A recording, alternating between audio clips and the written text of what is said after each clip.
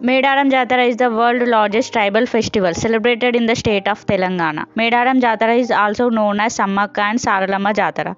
Nearly 13 million people gather to witness this grand festival. The festival is celebrated during the time when the tribal goddesses Sammaka and Saralamma are visited to their devotees.